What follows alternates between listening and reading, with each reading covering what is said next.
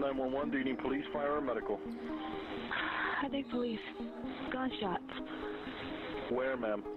But it sounded like, oh, it was a lot. And I just heard just pop, pop, pop, pop. In the overnight hours of October 30th, 16-year-old Sean Morrell's life took a pivot. I got home at around 8, then I did homework, ate, went to sleep, and then I turned off my lights. Probably 1 or 12, she came in my room and she was like, "Oh my God, you got shot." The Winter Springs basketball player's sister found him in a pool of blood after being shot in the head. It was a drive-by shooting in his neighborhood. When I tried to get up, my body was aching, I couldn't get up. I couldn't see either. Paramedics rushed him to the hospital. He has on FaceTime and he did not look good, and I didn't handle myself well because I broke down because he told me, "Coach, all I want to do is play basketball." I used to play basketball every single day, but I didn't play for that time. A month after the bullets were removed, Sean returned to school. On December 6th, his journey back to the court began. The first time I picked up a ball, after it happened, I was airballing and I couldn't see that good. I couldn't dribble or anything. I thought I was gonna play again. For Sean, basketball is everything. It's basketball, then school, then family, yeah. Never once did he feel bad for himself. Instead, for 4 hours every day, he put himself through physical therapy, dribbling and shooting drills. Until finally, after 8 weeks away from the court, number one was ready to check back in. That's what I've been waiting on all season. Think you'd be watching your son right now play this game? No, I did. Less than 2 months after getting shot, he played in his first game. As fast as his recovery was, there was no doubt that he was getting back on the court this year. He's just that kind of guy that makes us whole. Without him, there's a missing piece. Oh, good pass! What a foul! I feel really confident when he's on the court. It worries me sometimes that he's not as confident in himself. He thinks that he needs it, but he's there. And though the family is still dispersed across the area as they look for a new home, There you go! there's no question where everybody is on game night for the Morrell family.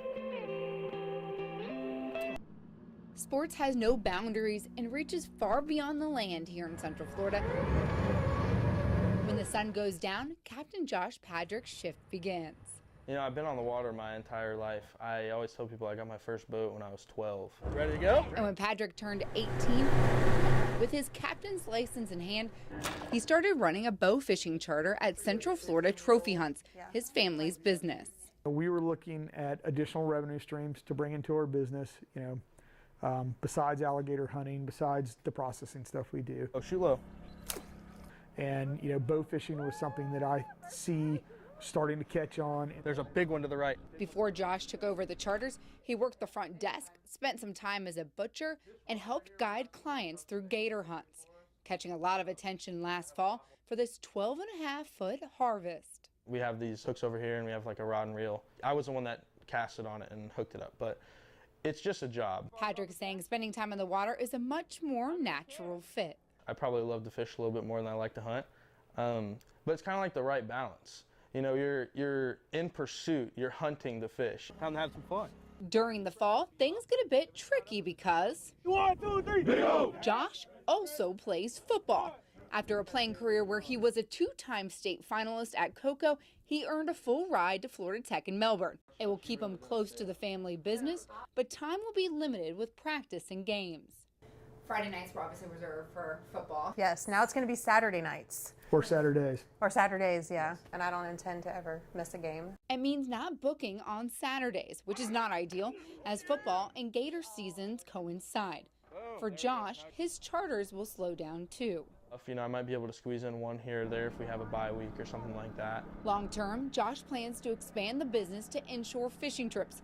He'll get plenty of time to find those fishing spots as he'll bring his boat with him to Melbourne when he moves there for school this August. Despina Barton, Spectrum News 13. Nothing's come easy for the undersized defensive end Trayvon Bryant. Put in a lot of work to get to where I'm at now. The senior carving out a starting role at Deltona High School. I want to be in like the top 10 for the most tackles in the Central Florida for now. As normal as that sounds, for 17-year-old Bright, he's had to find an alternative route to achieve that. Running, maybe a few drills we do. Sometimes I like swing my leg out just to get through it. Other than that, I just got to get through the pain it brings. The pain, a reminder every day of a tractor accident 11 years ago. I started getting a flood of phone calls from my aunts. Like, what's wrong? What's wrong? Your father and Trayvon were in the accident. On the way back to the farmhouse, we had hit a tree stump, and the tractor had flipped on 2 wheels, and I fell off. And then the attachment to the tractor is called a bush hog, I believe, and that's the part that actually cut my leg.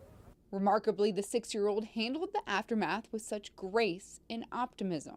He's getting his first prosthetic fitted, so this was actually his very first one right here. When it happened, I told myself I wasn't going to play no more, but actually seeing my teammates and brothers out there on the field, it kind of made me miss it.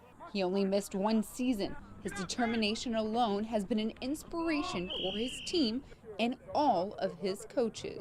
A few years back, I was going through a very difficult time. Dialysis, come to practice, whatnot. In those days, I didn't think I could go. I would look at him and say, if he can go, I can go. Have you seen any limitations? With him, no, because he can swim, ride bikes, obviously play football. And most of the time, his opponents have no clue he's playing without a leg. After the game, they notice that I do have a prosthetic leg. They congratulate me for keep pushing myself. I want to prove that I can be the best person I can, that I'm able to do whatever everyone else can. Bright not missing a step, but rather making sure to leave his own footprint. 1, 2, 3, together! Before the morning fog has time to burn away, you can hear the echoes of hooves striking the ground throughout Krupe's Newcastle farm in Ocala. 78-year-old James Krupe settled in along his 3/4-mile track with his timer in hand. 11-4. He has an amazing sense of picking out a good horse. I mean, this is the real deal here. He's a beauty. You know, he knows the second he looks at him, he knows the conformation, he knows if the horse will make the races. Watch him. He's going to come through the stretch here. For over 50 years, Krupe has bought, sold, and trained young horses. In 1995, he moved his operations to Marion County. 12 barns, staff of nearly 100, and a cold saltwater spa are all sprawled across his 200-acre property. All the amenities to rehab and keep healthy some 300 horses that come through each year. It's exciting. I mean, to watch a little baby being born and yearling and breaking them and seeing them make the races and win major races, it's very exciting. Krupe's had many successes throughout his career, but none greater than his first Kentucky Derby win last year. And the dream comes true. Always Dreaming has won the Kentucky Derby. Well, you figure there's 5,000-6,000 horses. They only have a field of 10 or 12, 14. So how hard is it? You know, it's hard to get a horse that can be fit enough and ready and peaking at the time of the Derby. And this year, 2 more of Krupe's graduates are in the field for Saturday's Derby, Audible and Vino Rosso. It's exciting. I hope they dead heat. And he'll be there too to see the race through. And while you may not always see him near the finish line, Krupe's eye for talent remains the ace for many owners, breeders, and trainers in the equestrian world. Everyone loves him. You know, on the backside there, he's like a rock star. On the, you know, on the racetrack world.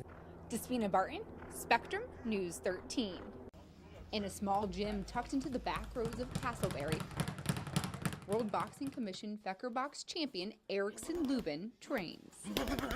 The Poinciana High School grad picked up the sport as a toddler and has climbed the boxing ranks since. Won the Junior Olympics, National PAL, and we just kept winning every amateur tournament there was. The Golden Gloves, went overseas and beat the Cuban bronze medalist. I beat him at 17 years old, and I knew from there, this is exactly what I want to do. I want to keep boxing. It's like a video game with me and Erickson. It's like, I could just scream something out to him, and he just performs it. He's very smart. He knows how to pick his opponent apart. He knows when to attack, when not to attack. He's just all around, he's just a well-rounded fighter. Lubin has coined the nickname The Hammer. After all, he's 17-0 with 12 knockouts on his pro resume. My left hand's Sledge, my right hand's Jack. Just my two hammers, man. These are my twin brothers. With those two always by his side, he's preparing for the biggest fight of his career, March 4th at the Barclays Center, a co-main event to Keith Thurman and Danny Garcia. I feel like this is my biggest coming out party because this is a title eliminator, you know, and this is what every boxer dreams of is getting that title, and you know, I'm just one step away. Lubin bypassed an opportunity to compete for the Olympics in 2016 down in Rio, instead going pro, chasing a dream of his to become the current youngest world champion at the age of 21.